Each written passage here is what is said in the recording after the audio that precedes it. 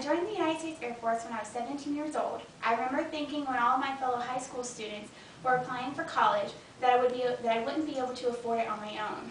And I didn't want to be that struggling full-time college student who works 2 jobs just to make ends meet.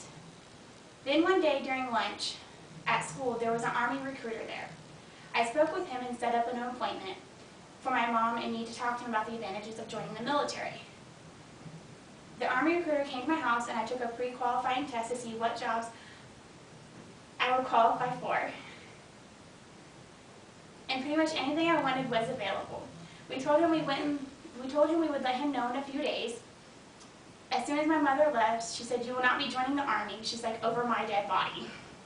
We told him that I would not be joining the Army, and in the next few days my mother took me to the Air Force recruiter and I signed up in the delayed enlistment program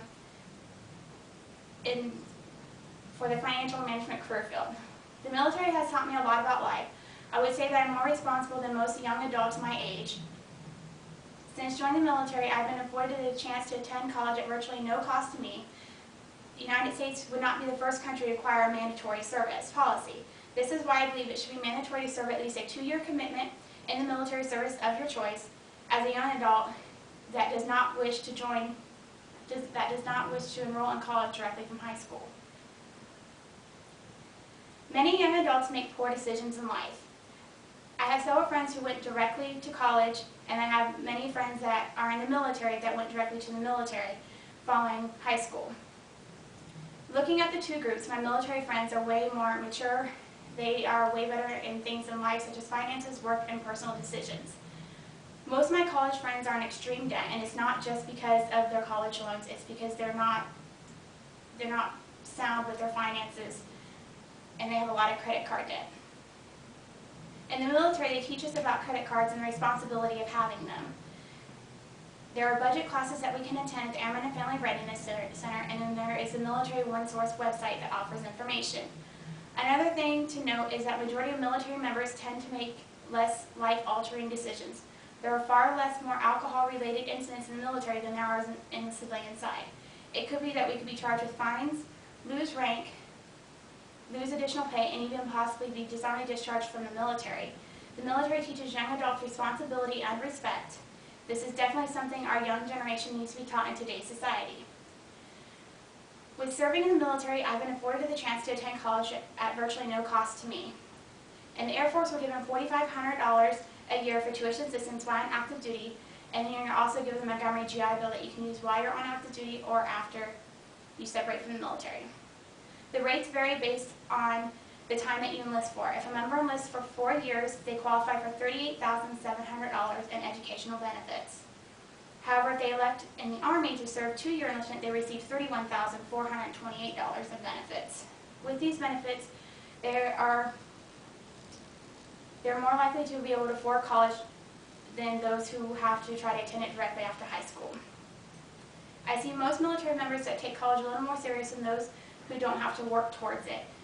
With using tuition assistance in the Montgomery GI Bill, you must pass all classes, and if you fail, you have to pay back the amount for the tuition assistance.